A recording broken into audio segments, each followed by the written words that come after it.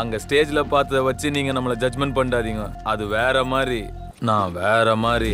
அவர் உருவம் பாரு எளிமை, அந்த எளிமைதானே அவருக்கு வலிமை.